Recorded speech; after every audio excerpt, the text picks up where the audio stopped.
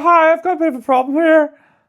What's your problem? My boss seems to have a favourite and another favourite who's not even in the same team. They recently went to a boat trip together and they brought the other halves and they didn't invite me. Well, now, maybe the invitation got lost in the post. No, definitely not, because I texted them and everything. They both said they were busy that weekend. They didn't tell me what it was, but... Well, now, has he actually said that those words, that he doesn't love you, that you're not his favourite? I think it's really clear because they're sending me selfies the entire time saying it's so much nicer without you here, George. Now, as Toto says, he loves all his drivers equally. Yeah, but he said I'm not going to be his driver next year, so he's starting to wind it down. He's calling it a soft launch, but the reverse is, and it's like a soft breakup. So I don't know what that means. I also seen them cutting the brake lines of my car. I think they're trying to get rid of me as well. And then they told me this race is a special rule where I don't need to have a helmet. Here, George, tell me this and tell me no more. Yeah. Who's your favourite Teletubby? My favourite Teletubby? I like the purple one, so I do, because it's the colour of Mercedes, and Mercedes makes me happy.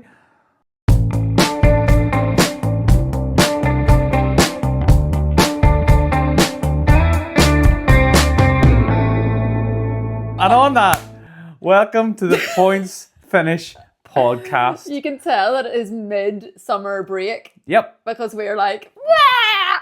F1's not back. F1's gone for a little while. And we are the podcast where each week when we do meet, we aim for the podium, but we will happily settle for points. Much like George at the minute. Yeah. He would settle for points.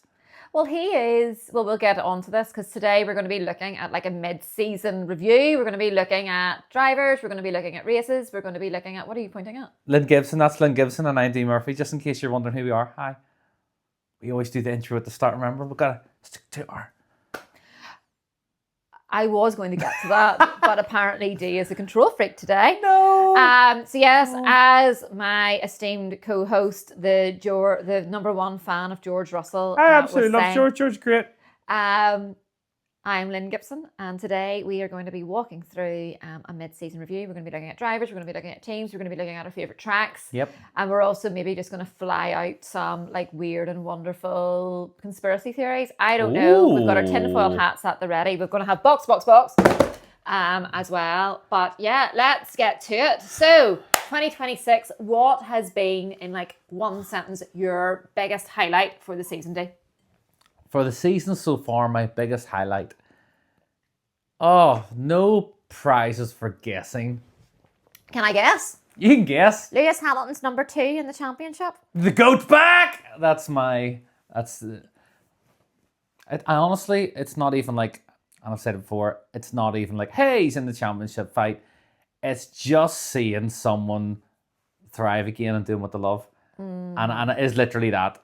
As a fan from he started racing, it's just awesome seeing someone that you genuinely love to watch race thriving again. It's like a complete resurgence, and it's almost like having like starting that love of a sports personality all over again, because the last year it was just so tough to watch, and not from a he's not doing well point of view, but it was really tough watching someone that you've invested years in, going like you're really supporting and really like from a distance going, this guy's great, going like this is tough for him, you know, which is so stupid because you're a fan and they don't know you exist, and that's absolutely fine because you're living on the outside investing from one side. But you could know that we exist. If you like and subscribe. Oh, that was buttery smooth. Buttery smooth. Nice. Yeah, Nice. So click the like, click the little bell, subscribe, and then you'll get comments. Yes. Why don't you tag your favourite driver, your favourite team? And then yes. Also. Ignore us. No, sorry. Like and subscribe and tag and bell. And also for Instagram, it's... At Points Finish Pod. At Points Finish Pod. Support all the things. It's been mid-season, so it's been quiet. There's not a huge amount to talk about, but we're here. There's lots to talk But about. now there's lots, but that's why we're meeting today. So we actually are meeting today because we had a couple of people asking when the next episode's coming out. Yeah, and let's be honest, there's one in particular that's been asking a lot, so we cannot let down our one fanatic. Though we have also, in our break since our last episode, discovered that people in Australia are watching us. Yes! Hi down under. Hi. Good day. Am I allowed? Is that okay to do that nowadays? It's 2026. Can I go good day? They're Australian. They're not offended bad stuff. Sure, they're not. G'day! Good day, mate. Let's put another shrimp on the farm. Is that too far? We're Irish. You can say something back top of the morning to you, whatever. 33 and a third. That. Yes. So we are global. We are global. We are global things with the things for Formula 1. So we've heard your highlight. What is your biggest shock or disappointment or like, what? I think my biggest shock / disappointment this year is twofold. First of all, it's McLaren that they've lost their aura. They haven't lost their aura. They've so lost their aura. They haven't lost their aura. Oscar Piastri's a mid-pack driver. So Oof!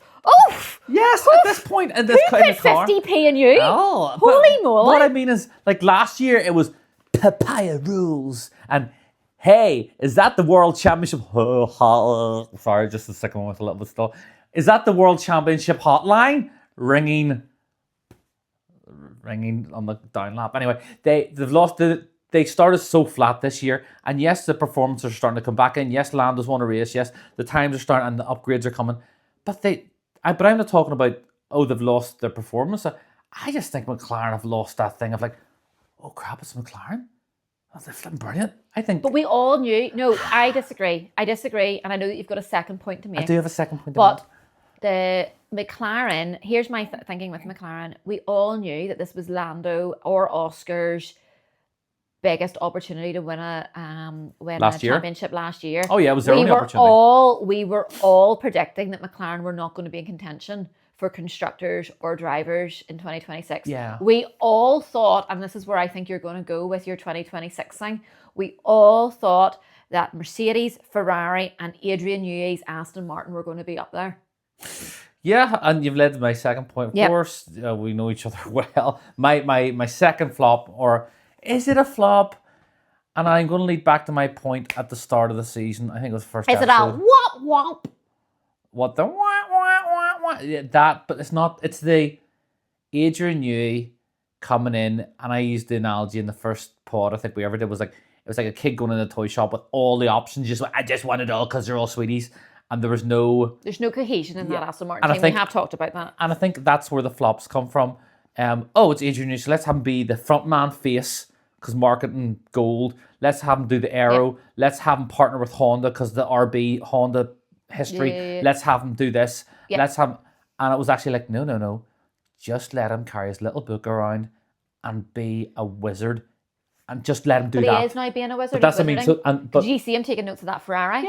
Yeah. And again, anyone else does it, and it's not allowed, but Adrian Newey's allowed to do it. Because it's Adrian Newey. Because it's Adrian friggin' Newey. He's got like Martin Brundle status on that grid. He does. He can do whatever frig he wants. And I think the last race, Aston Martin, one driver turned the corner literally, and they did better. The other driver has yet to score a point. Was there.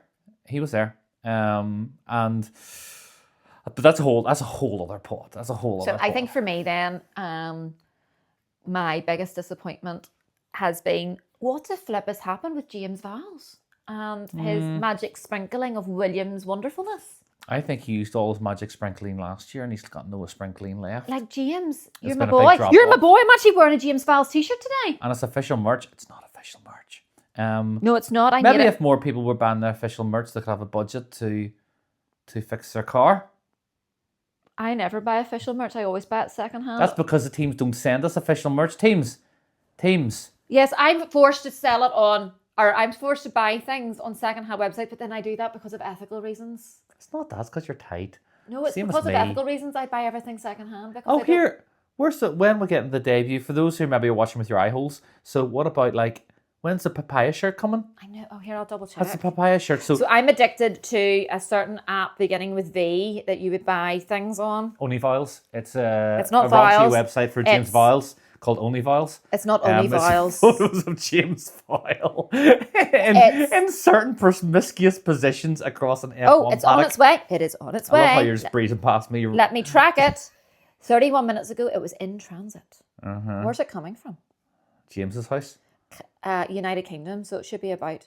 But it is, yes. So for people who don't realise, I have bought an oversized shirt which has quite literally papayas all over it, and then the most beautiful, subtle McLaren logo on it. It is, there's nothing subtle. You've sent me one photo and I felt like I had my eyes lasered. It is the least subtle shirt you will ever see. The McLaren logo is really subtle. I've never seen it worn anywhere before. That's maybe why there was loads of them I think on there this was particular one app. sold. Yo, maybe if I like, so Vinted, I absolutely love your app. Buy loads of F1 merch on it. Why don't you hit us up for some sponsorship? Yeah, like If you like and subscribe our thing, can you comment below at Vinted and see if they watch this? And because we really do buy all of our F1 merch off Vinted. Because we care about the environment and we care about, making sure that we're not contributing to the fast fashion industry. But also it's because we don't have enough followers yet to be monetized. So if you hit like and subscribe and share. Telling you now, James Falls, you send me a Williams thing, I will wear it morning, noon, night, Christmas, Easter, summer.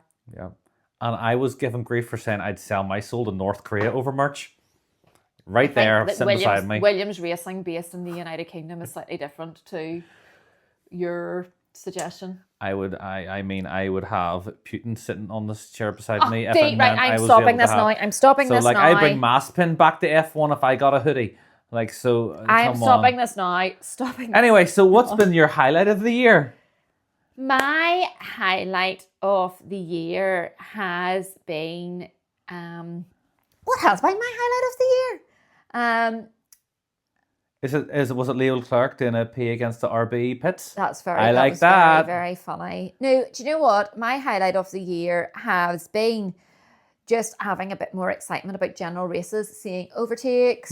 That's always nice. Trying to get my head around the new regulations and learning. Like, you get complacent, don't you, whenever you kind of have got it. So to be able to see a new kind of era of car racing has been really interesting. And then seeing the likes of Hamilton, Antonelli, who else is up there? Leclerc. Leclerc's getting there. Not quite there yet, but he's there. But there is, even seeing some of the newer drivers as well, just really getting to grips with, like Hadjar. Like, he's playing a blinder. Liam Lawson having a great time in RB. Our favourite Kiwi? Name another Kiwi. There you go. It's our only Kiwi that we know. Yeah, that's our only Kiwi. So I just love seeing other drivers in the mix really grappling with these regulations and putting the car where it needs to be. And I also like the fact that, Ferrari's up there again. I like to see Mercedes up there again. It is so impressive how you're seeing the likes of Verstappen with his driver. Like, he is such a talented driver, being able to be doing what he can do in that car whenever that car isn't at the standard of a Ferrari or a Mercedes. The RB is not, I think, well, put it this way, they are on paper and in the eyes of the FIA the highest performing engine. Okay. Because so everyone else gets the catch up time. So that RB Ford engine's the one that's it's got all the marbles. So I just think that those drivers are doing a really good job. Like Max. I've probably the last 18 months I've kind of come around to Max because I did the same with Vettel. And now I would say I'm a big Vettel fan.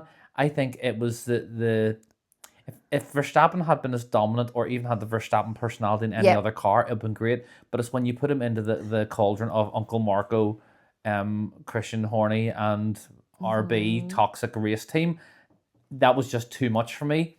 Now that a lot of the toxicity's gone and RB's starting to look a bit more like the fun kind of that it originally was, like Max for me is actually quite a likable chap now, because for me I'm going, you can see he really detests all the modern stuff and he just wants to be in a race car.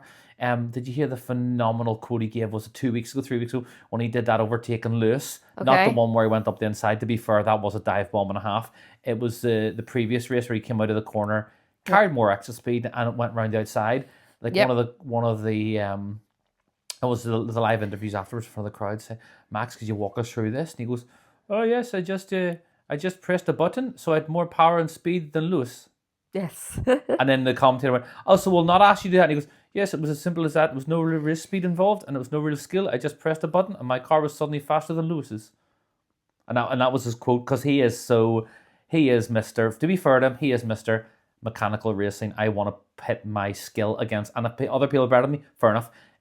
Or I'll dive bomb them. Yeah. He doesn't. He's not suffering for fools with this whole press a button on the car's faster thing. Okay, so what your highlights been then? The actual the shift. Yeah. I think the new regulations. And what's been your surprise flop? What was your supply? Vials. Okay, Vials. Okay, that's a bit fair. Mine has been Aston Martin and also mine was Aston Martin, but I wanted to be different. Aura. I don't think McLaren has lost its aura. So lost their aura, and I still maintain this time next year. I said it on the second podcast. Max will be in McLaren, and Piastri will be in Red Bull. Do you still think that, even though Max has been on a yacht with Kimi and Toto? 100%. Sorry, George. I know that you listen. Sorry, I'm sorry to bring that one up. So he just stopped crying too.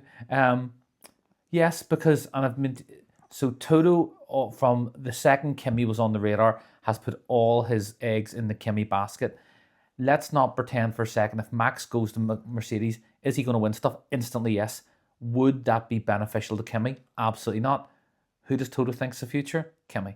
He is not going to bring Max into that team, because it would set Kimi back 3 or 4 seasons. 100%. Because George and Kimi don't threaten each other. They just don't. Okay, George can get a bit frosty at times, but they can live in somewhat cohesion. You put Max into that Mercedes team, and it's not suddenly Kimi and Max. It is Max. And Kimi would drop right off, and I think Toto knows that. So he would look and go, I can win 6 or 7 championships with Kimi. If I bring Max in, I'll maybe have Max for 2 years. Yeah. But Kimi's not going to win championships after that. I think it will be I'm going to say it would be very similar to how we seen where Pierre Gasly, when he came into Red Bull, he was like the next big thing. He just dropped off. Alex Albon, the next big thing, dropped off. Yeah. I'm even going to say Oscar Piastri in McLaren. He's just... Oscar Piastri is just struggling with the new regs. But what I mean he's a very talented driver. I think, look at the two personality types. You've got Lewis Hamilton, you have Max Verstappen. Both comparable in skill, but very different in nature. Mm-hmm. I think you bring Lewis alongside Kimi. Yeah. Kimi becomes a better driver. You bring Max into the team, Kimi drops off. Yeah. Age, intimidation, mindset, even things like bringing Jos Verstappen into the pits. Okay. I just don't think that happens. I just don't think it happens. And I think Toto's playing a long game going, we can dominate for the next 7 or 8 years with Kimi. But I do think Max will leave Red Bull, and I think he'll end up McLaren. I think him and Zach have that kind of personality type. And I think him and Lando are close enough friends to try and do it. And I think it'll be a swap. Mm-hmm. But I could be wrong, but I have a strong feeling about that. Okay. So, yeah. Let me know your thoughts in the comments below if I'm talking absolute horse dingle or if I'm actually maybe cooking a little bit. Yeah, I just think that McLaren will not change their driving. I don't think they'll have a choice. I think Oscar will pull the pin. Well, that would be within character. Like he is. He's based on his radio from Hungary, that would. And who is his manager? Mark Webber. And who does Mark Webber have a contract with? Red Bull. Yeah. Okay. So there's logic, and there's a little bit of thought out kind of tinfoil hat, but I could see, out of all the driver moves, that's the one I could see happening. Big style. I could see Piastri going on the market, and I could see Red Bull going and also, who's going to McLaren next season? Max's current chief. Oh yes, that's right. So there's a lot of moves already. Looking at GP, is GG it? Or GP. Sorry, GP, and it's John going like you could see Piastri pulling the pin. But then why are they on a yacht? Why is Verstappen on a yacht with Toto? Because they're really rich and they know each other. I read recently that people forget that they are in essence a traveling circus. You know, it's the same as the WWE. They are a traveling circus. They live together, they eat together, and apparently, bar maybe 1 or 2 personalities, they all are actually quite friendly and mixy, except on race day, obviously. But like, think about it, they're sharing flights, they're sharing accommodation, the hotels, you know. So I know we're laughing at the start, and yes, it is a wee bit kind of like, oh, George isn't there, but I feel sorry for George. I do feel sorry for George, but also George is a big boy, and he's a multi-millionaire, so he's probably been off somewhere else with is it his girlfriend or his wife? His girlfriend. Girlfriend. Probably tootling about somewhere in an open shirt, and it's like, I don't think he's probably too sweated. I think it's again stuff like that probably happens all the time, but it's the fact that it's Max and it's Mercedes. But do you not think, like, because I know that like Lando Norris has spoke about it quite publicly about how like social media and what people are saying, does get in your head. Oh yeah, I like yeah, like, absolutely. I feel so sorry for George because whether it's true or not, yeah, it like come on, like it oh is, yeah, like even like how Toto speaks about like Kimmy is the son that Toto wants to add to his family. yeah. George is a very good person to have on the team. He's a lovely employee. Yes, do you know what I mean? Like, and you can You know, see 100%, all of that. 100%. I think also, if I was George, I'd also be looking at it from a more logical. But I'd try and go logical and go, Kimmy is 18. He doesn't have a girlfriend or wife or partner. He has a mum and dad. He's 19. He's just turned 19. I would go, so who is he hanging out with? Because he's not going to live the big lifestyle because he's focused as an F1 driver. So Toto is his family. So for him... Toto is like his legal guardian. But you know what I mean? He's going... Probably Susan and Toto, outside of his own mum and dad, are probably the closest adults he has. So if they're going on holiday in a yacht with their own kids, why are they not bringing their adopted son, Kimmy? And I would look at it as George. I'd be like, but I'm a man and I have a fiance or a girlfriend. I have my own little world. I understand. Now, that's when... Like you said, then when Sunday Max comes, it's like, well, why is Max Kelly, there? And the kids? Then he goes at family holidays. But here's the thing. It's been painted that they all went together. Was it in Monaco? Like, there's a good chance Max was on his own massive yacht. And they were like, oh, there's Toto on your massive yacht. Do you want to hang out and have lunch? And then there's a photo and suddenly it's a holiday. Do you mean? So you don't know what the actual... Yeah, okay, fair and enough, it could have literally been enough. It could have been like Kelly and Max's daughter was playing with Toto's Jack. kids. Or Kimmy. Because Kimmy's amazing with Jack. Mm-hmm. If you've seen the video footage, Kimmy with Toto's kid is unreal. It's Big Brother. It's very sweet. It is Big It is very Brother. sweet. It's lovely. Well, I have up here the driver standings compared to last year. Oh yeah, okay, this will be interesting. So last year, Can I just make the assumption? Is Stroll in a similar position to last year? Yes. Okay. Stroll is one of the only him and Bottas, I think, are the only two drivers who haven't scored a point. I would need to double check that. No, I think you're right, because Perez... Oh, no, because Harold and Cadillac scored points this year. I thought Perez had. Audi only recently got their points because they've been in and around the mix for a bit. So this Audi's one to watch. Yeah, I know. Audi are sneaky wee German rascals, investing heavily, and they know how to run a race team. They know how to do it. And I do think, who are their current drivers in Audi? What's his face and his mate? Hulkenberg and Bortoletto. Two solid drivers for first season, aren't they? Two solid drivers. Yeah, I already know what they're doing. Yes, we've got Lance Stroll, Sergio Perez, Valtteri Bottas, all on 0 points. Oh, that's so surprising. Stroll probably statistically is the biggest disappointment. I didn't know what word you were going to say there. Statistically is the biggest, because there's many words. But I actually probably would say Oscar Piastri and I would probably say Oscar Piastri based biggest on drop off. Biggest drop off. Yeah, I wouldn't say it's a disappointment. I would say that he had, compared to 2025 where he was leading the championship at this stage. Before the drop off. Before, yes, because he always does that first half better than the second half. Whereas this year he didn't have a first half better. This year, to be fair to him, like the McLaren at the start of the season was dog eggs. It was terrible. It was. But the regulations he is just not getting on top of. And also, but here's the thing, like this year it's non-ground effect cars, which is suiting Lewis. Yeah. Whereas it might not be suiting Oscar. It's kind of like, like whenever I'm seeing things that I wore as a teenager on teenagers these days, like it's. The cars that Lewis loves to drive are now back in fashion again. Yeah, fair. But anyway, you haven't seen the unbelievable clip that Ferrari dropped.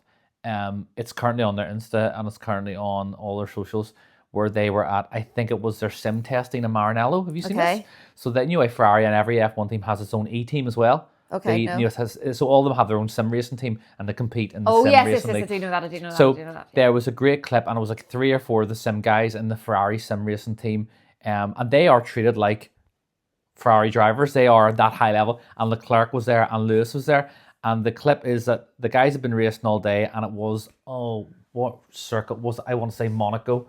And these sims, they're not just like sitting with a PlayStation, they're next level. It looks like you're practically you're in a car. And Leclerc had been doing it all day, and he'd put a time in, like it was close to the E guys, which is unbelievable. And Lewis, in 2 laps, had beaten the whole lot. But it's not him, Lewis, doing it, because Lewis historically doesn't like sims. It's the old guy compared to the rest of them. He's like twice the age of some of the E guys. Yeah. But it was more that as he was doing the first lap, he was commentating on him driving, because obviously he's driving. He's treating it like a computer game. So he's chatting to the guys as he's driving. Yeah. And he's like, oh, slow down, shift. Oh, that okay. Too early, too late. And on the first lap, he was like 2/10 down after the first sector, and he's like, oh, and he's like, oh, no, okay. And then you see him tweaking something, and he's like, oh, okay, yeah. And in the second half of the first lap, you could see the other guys laughing because he came close the first lap, and then Leclerc's like, see if he beats my time, and then he smashed all of them. But it's the faces of the E guys watching this guy instantly get the hang of it, and it's an unbelievable clip to watch this. But it was just it's worth watching. One of them little ones. Yeah, no, I will watch that. So 2026. Yep. Top 5 current standings. Kimi Antonelli, Lewis Hamilton, George Russell, Charles Leclerc in 4th, and Lando Norris in 5th. What odds from a bookie would you've got at the midpoint of the season that that's going to be your lineup? Unbelievable. If we've been sitting here 2 years ago saying, yeah, it'll be Kimi. Who? Kimi Antonelli, the F3 driver. Okay. Who's going to be second? Lewis. Lewis is currently on the end of his career. Yeah. Who's going to be third? Really? Okay. But what I will say is, for all the George bashing that we have done, he actually has probably been the most consistent point scorer for this whole season. Absolutely, but he's always been that. He's always been the consistent, reliable. And he's had 2 DNFs this season. I don't know. He's had 1 mechanical failure, 1? He's definitely had one. Because smash on an extra 25 points from DNF. And suddenly it's a much closer competition. Well, suddenly he's second in the championship. But in first, Kimi's had some bad luck too.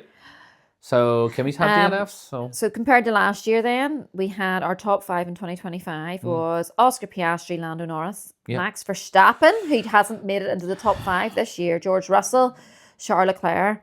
So last year we had Oscar Piastri and Max Verstappen in the top 5. Yep. This year we have Lewis Hamilton and Kimi Antonelli, who are 1 and 2 this year, who weren't even in the top 5 last year.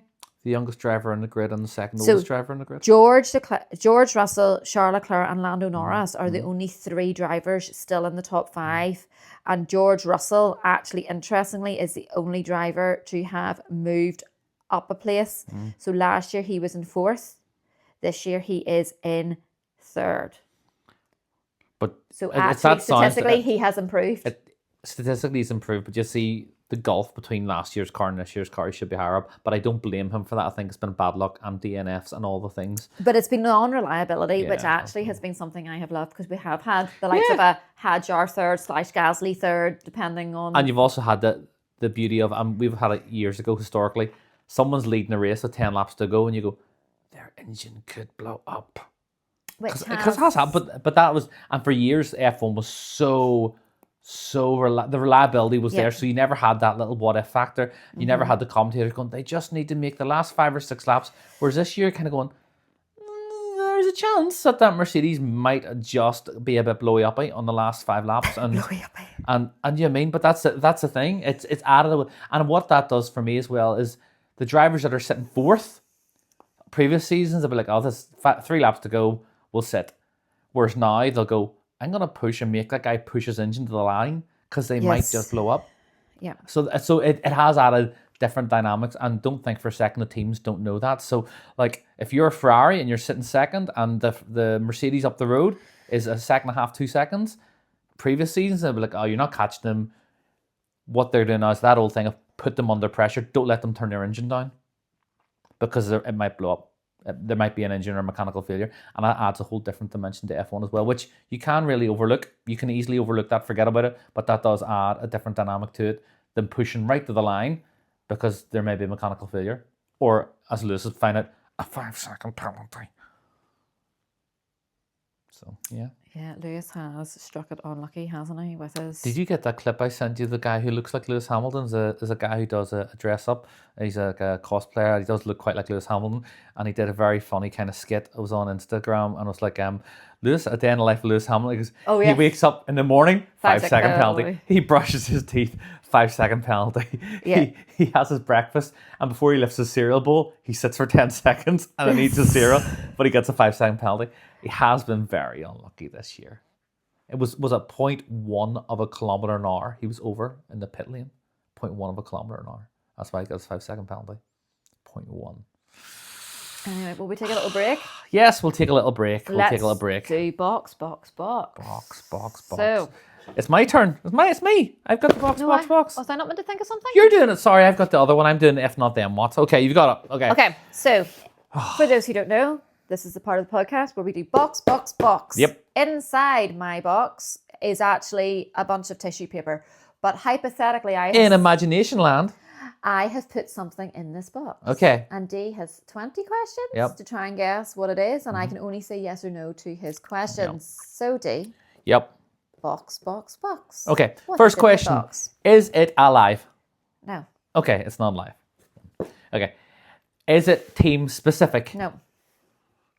Is it something that is at every F1 event? Yes. Is it something that someone would use, like a tool or a thing in their hand? Yes. Is it pit related? No. Is it something that the stewards would use? Yes. Is it a big swizzle stick for Lewis? No. It's Lewis Hamilton's own personal swizzle stick. Is it... So the stewards would use it. Is it a stopwatch? No. Would the stewards use it? So it depends how you would define it. I would say yes, but I don't know if you would have a specific name. Oh. Is it some kind of flag? Yes. So Is it the checkered flag? No. Yellow flag? No. Red flag? No. Half black, half white flag? No. Blue flag? Yes. Ah! That was on the 15th. 14th. Okay, that's solid for me because normally I'm terrible at this game.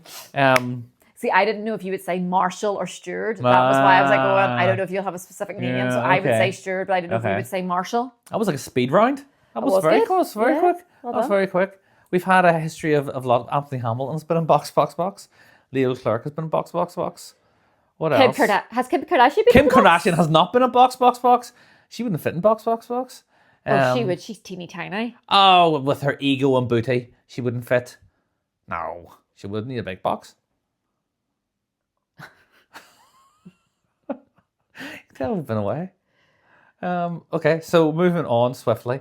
I would like to chat about Aston Martin just for a minute. We're just going to go off the rails. Aston Martin. Okay. We've seen a bit of a resurgence in the last race with, and all jokes aside, Alonso. That's not surprising considering Alonso can drive. And do you think Alonso's getting a bit pissed, peeved off? I was going to say. I think. Like, do you not think that Alonso is like the most hilariously bad luck driver ever? Like, he makes the worst career moves. He like, does, he but drove also that McLaren whenever that McLaren was driving backwards. But I think also the fact is he's been a victim of his own attitude. Now, yes, for those who are relatively fresh to F1, you only know the lovable, laughy, like uncle of the group, Alonso. But he was a real so-and-so certain guy in his earlier career. So just to give a bit of context, he started his career in that early noughties time whenever noughties being the word. Sports being sports personalities, like in football, as like in just sports personalities were arrogant, they were egotistical, they did like throw their weight around a little bit of toxic child, spoiled man child thing.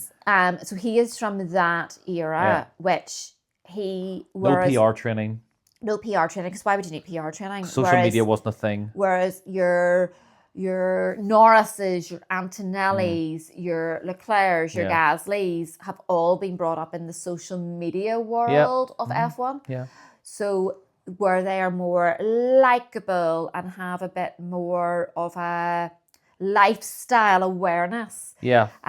Alonso is still like the party guy. And Alonso still doesn't give a flying flip. He doesn't care. He is like the yeah, you're right, like the uncle of the group. He's kind of like the Father Jack in a Father Ted episode. Yeah, he's like, he is. It's where like, he's in the corner just spouting smashed. words, but everybody loves him. Yes, but little quick history lesson. So he came in wildly talented.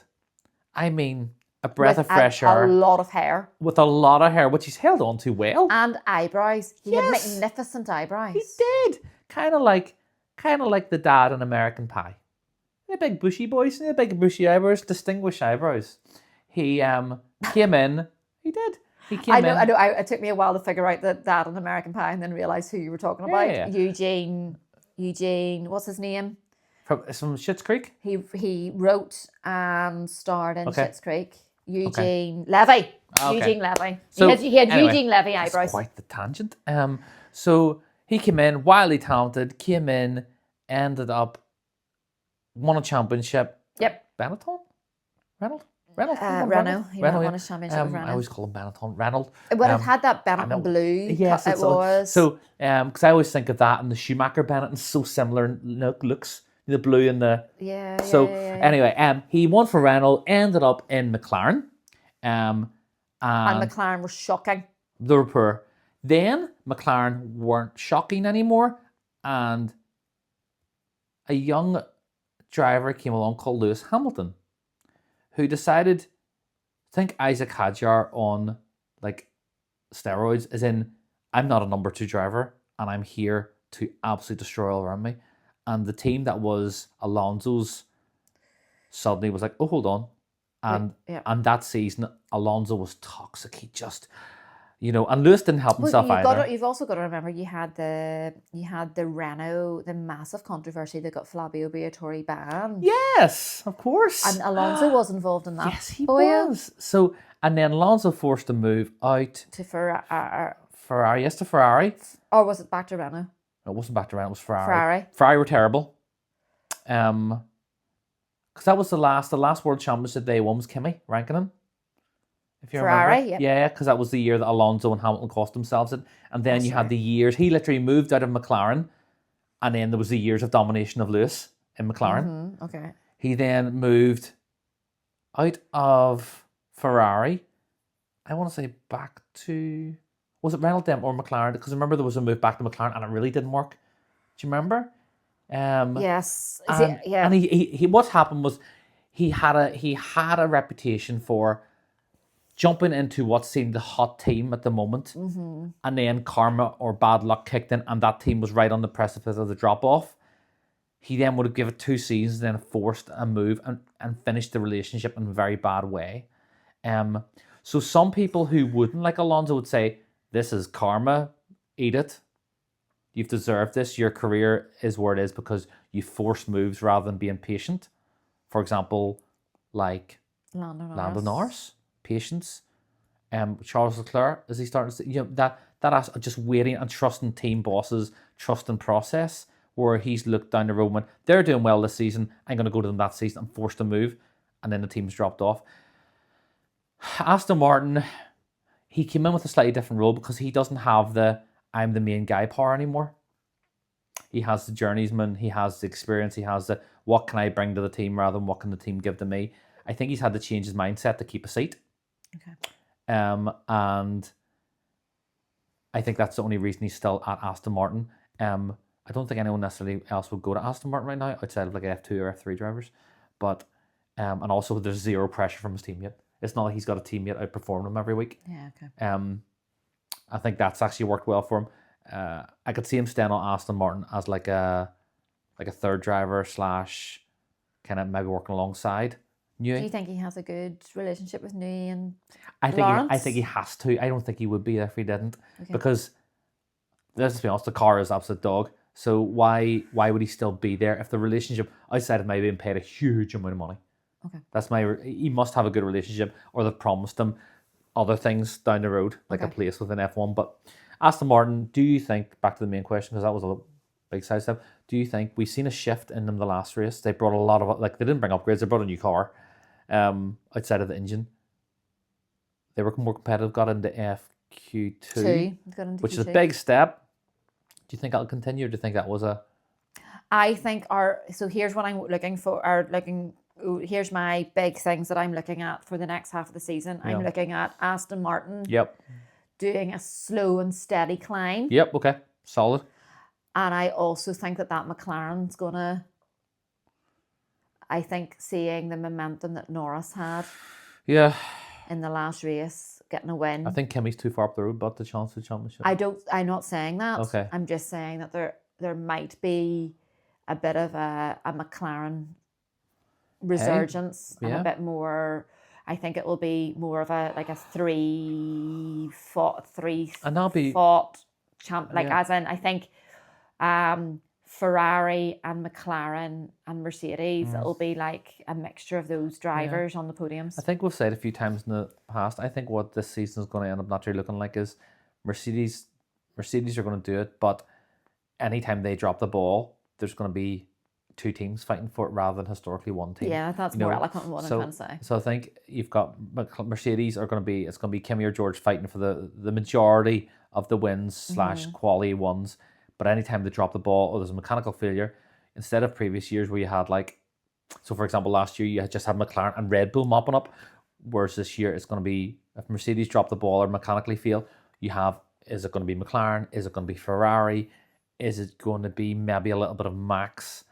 And that makes for a really interesting viewing. Ultimately, we all want them all to be going into the last race all on the same points, but the chance of that's happening or not. So at least at the minute, what it means is that I don't think there's been a race this year where I've went in going, I definitely know who's going to win this. You have a feeling, you go, it's probably going to be Kimi, it's probably going to be, but I don't think there's been a race this year. I may as well just not watch it. Yeah. So, yeah. But are you looking forward to Zandvoort? Zandvoort's one of them races I'm not overly familiar with. I don't know why. I feel it should be. It's because it's maybe the Netherlands, and it's like my historical dislike of Max has been like, oh, I'm not watching that. Or not watching it, but I'm not getting overly involved. So, yes, I suppose I'm looking forward to the fact that it's F1. What about you? I love all races. Yeah. I quite like Zandvoort, actually. Okay. I'm trying to imagine the track, but again, it's probably one of the ones I'll need to look up for the next pre-race pod.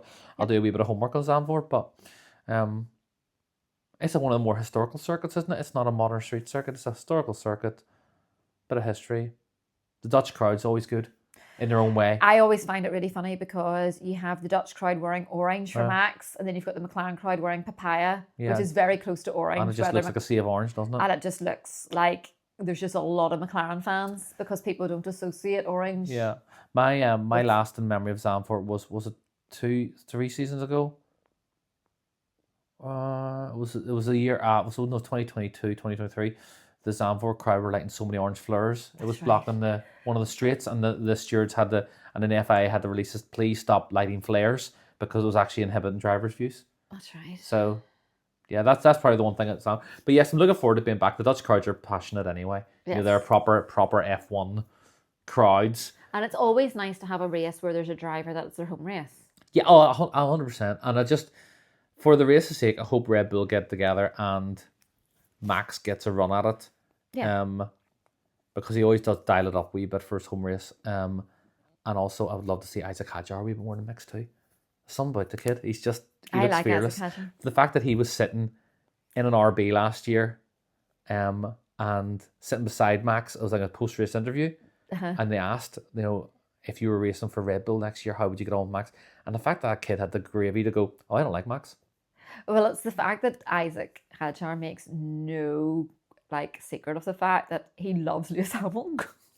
Yeah, he does. He loves Lewis Hamilton. The initial quote when he came to F1 was, can you remember back in 2021, 2022, the race with Max, obviously, and Lewis in Abu Dhabi? What were you doing? He goes, I was throwing stuff at my TV. I'm a Lewis fan. Yeah. It's just completely unapologetic, but also that's why he's in F1. He's great. So I hope it's good things for him. good things from. Okay, let's if not, change it up. then what? Time Yes. for that? It is now time for the podcast where we look at somebody associated with Formula One. Yes. And we ask the question, if they were not doing that job, Yeah. what would they be doing? Yep. So, over to you, Dee. If not, then what? Who are we looking at? This week, we are going to look at, and again, this is really key for interaction, guys. Let us know what you think. Your response is Angela Cullen. Okay, so I know who Angela Cullen is, but for anybody who is watching this who might not be as absorbed with the sphere of Formula One as we are, who is Angela Cullen? Can you give her, you could give her absolutely no credit or dues at all and say she is Lewis Hamilton's PA. No, she's not. But you know what I mean? You could go that low and go, oh, she's his helper because she's there with him. So basically, Angela is Lewis Hamilton's right-hand woman. I would go farther than that. What I mean by that is that she's central to him. Well, she is part of the inner circle, but what I mean by that is that you always see her she is always by his side. He's on his wee scooter rolling down, and she is running with the things. She came on board in the early days as a physiotherapist, and has since become some form of advisor, mentor. All things, I think, yeah. So and he and they keep their working relationship quite out of the, he doesn't speak a huge amount about her, but there's a few clips where he's in last season when she came back into the team.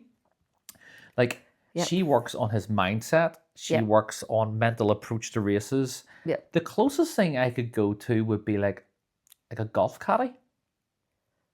No, but I don't mean as in your golf caddy like you see at a regular golf course, like Rory and his golf caddy, where they've had a long-term relationship and there is entire trust there. So the golf caddy knows how the golfer hits the ball, the distance he hits the ball, mindset, weaknesses, strengths, but also has the relationship to call out the weakness and say, last time you played here, you did this, it didn't work, try this.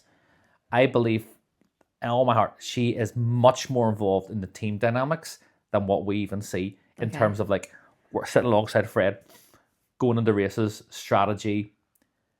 I think Lewis has entire trust in her.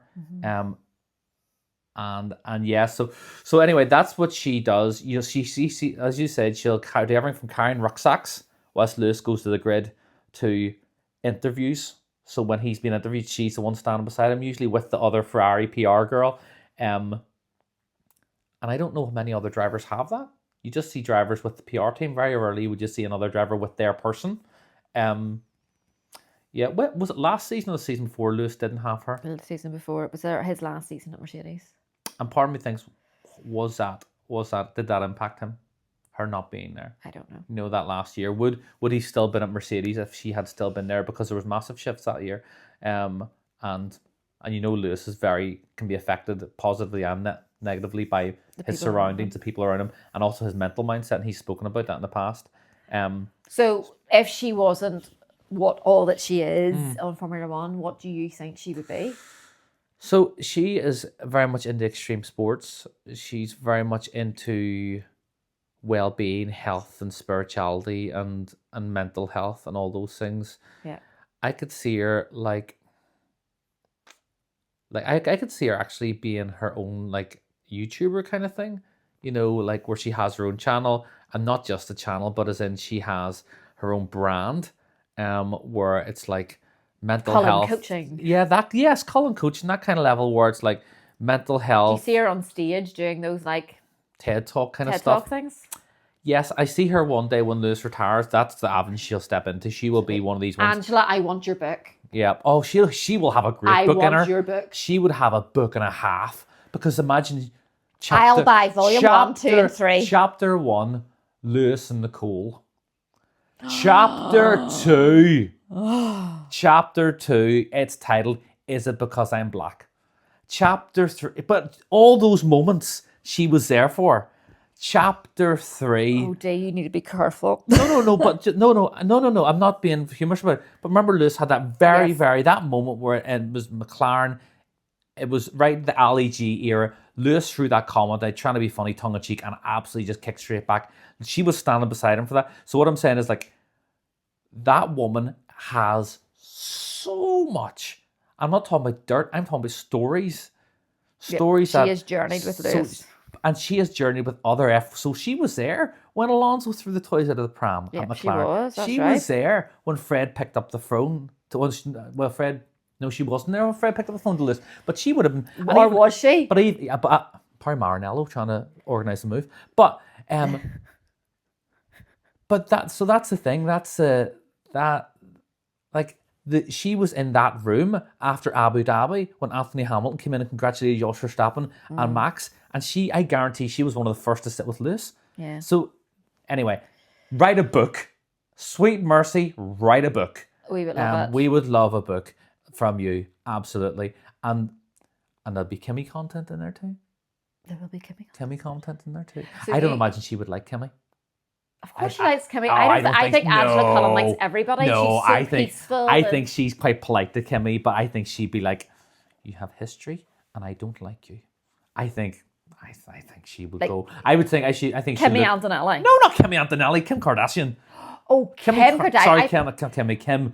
I think she would look at Kim Kardashian and be like, "You've history there, Kim," and I think Lewis could do better. Oh, right, okay. I think she'd be like a wee bit of a mummy to Lewis. No. I'm going to keep you away from the keeping up with the Kardashians world. But hey, he's fast.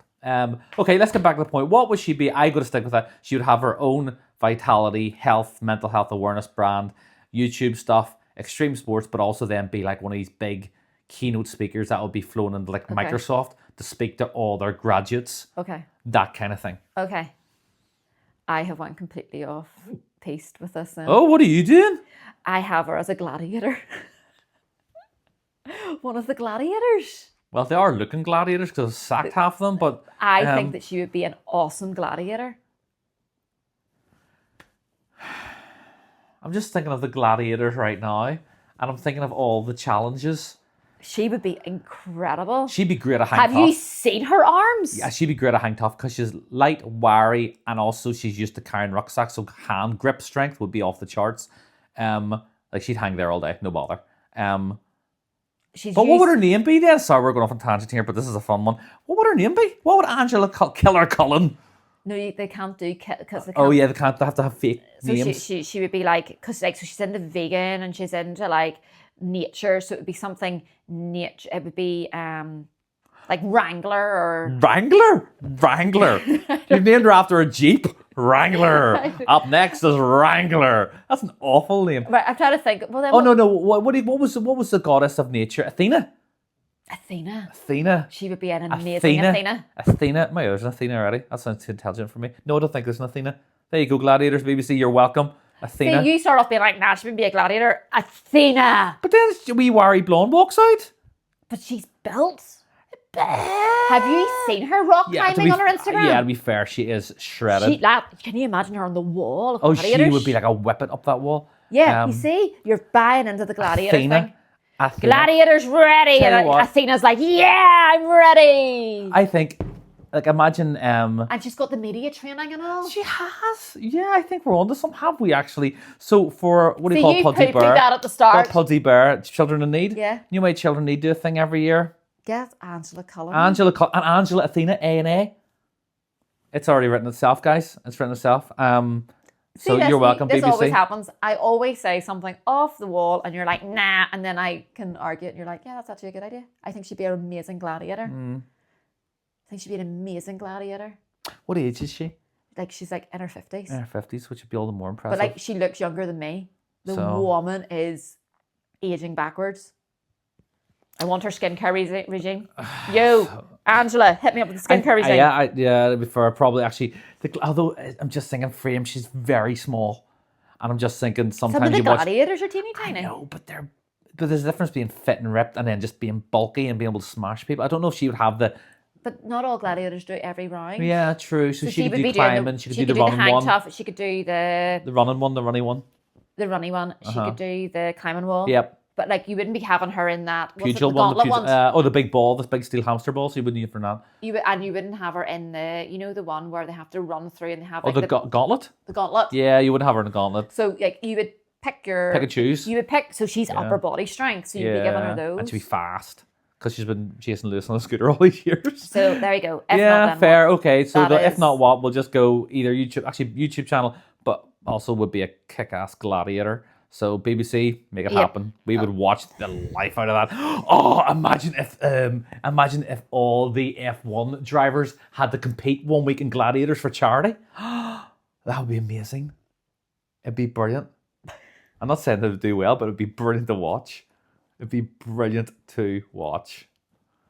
Lance Stroll in the metal ball, and he goes off the track, and he's just like 6 minutes in, Lance Stroll still to finish his first lap. Okay, right. We're gonna just because we don't want to turn it into the Lance Stroll bashing society. Not, he bashes off enough stuff. You can have these for free. Okay, let's finish up the podcast Yep. here. So, what is? I just got a phone call there. So, Yeah. It's Lawrence Stroll. Stop about my son. so do you have any controversial opinions or anything just to finish up the end of You're the banger? asking me at the end of the pod, do I have any controversial opinions? That's fair enough. Have you been here for the last hour? Well, is there any final thoughts? What are you looking forward to most about the second half of the season?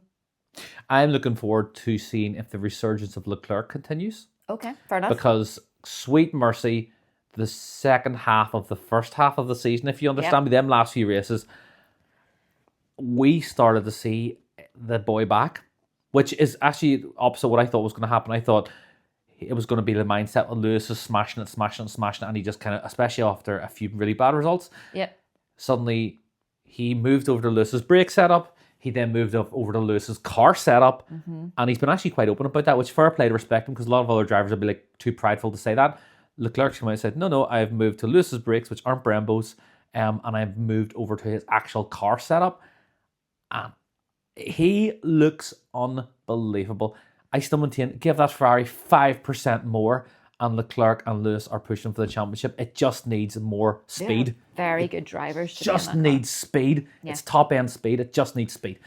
So my actual focus for the second half of the season is Charles Leclerc, to see if he can continue to build. On that note, you be the person. Are they expecting? It hasn't been officially announced, but there is a lot of rumours. Because I'm pretty sure I've seen a photo and she had a bump. I think I've seen a photo bump. It's kind of a general rule Oh. not to comment on women's bodies until they announce those sort of things. So we okay. will await. There is a lot of rumours in the rumour mill, but nothing officially has been announced from the Leclerc camp. Okay, cool. Look, you sound like your Ferrari PR from the Leclerc camp. So what would you second half of the season looking for? So I am really looking forward to this is such a twee thing. Maybe it's a cop out, but genuinely, I'm looking forward to seeing the Malaysian circuit, even though it's the Bahrain Grand Prix. Oh yeah, I'm looking forward to seeing that circuit Yeah. back on the track because I love the Malaysian circuit, and Historically, is it wet? Has it been a damp one? it depends on what time of year it's been put on. Oh, of course. And I don't know if it's rainy season in Malaysia. You mean you don't know that top of your head? No, I don't. Okay. The other things I'm looking forward to, I absolutely adore the pomp and ceremony that Kota has. So Oh, yes. and And all the, what celebs will be on the track? well, all the celebs? I'm looking forward to Martin's grid walk for that one, and then I'm also looking forward to Vegas because I absolutely adore Vegas. I missed out on a vintage t-shirt last night, and it was only £4, and it was a sad moment. Oh yes, you sent me it. I woke up this morning and saw I didn't And it was reply to you. the most beautiful Vegas top. And It was like, pink. It was like a pink Hawaiian shirt. No, that was not that one. It was a pink Miami shirt, and it was mwah. It was. Could you imagine us sitting on our glory of papaya and pink? We would look like Timmy Mallett's backup dancers. Fair. I've missed that episode where we had backup dancers. But it was a black t-shirt, and it was Lando's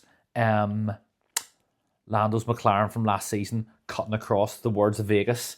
It was very cool, and I didn't buy it. I favoured it and went, I'll visit that in the morning when I'm not so tired and spenny, and someone had bought it this morning. So, moral of the story. Anywho, we will be back next episode looking at the race coming up, which is Zandvoort. But we hope you're having a lovely summer break, and we will see you soon. As always, thank you so much for listening and watching, and comment, like, subscribe as always. Bye, and hello to Australia.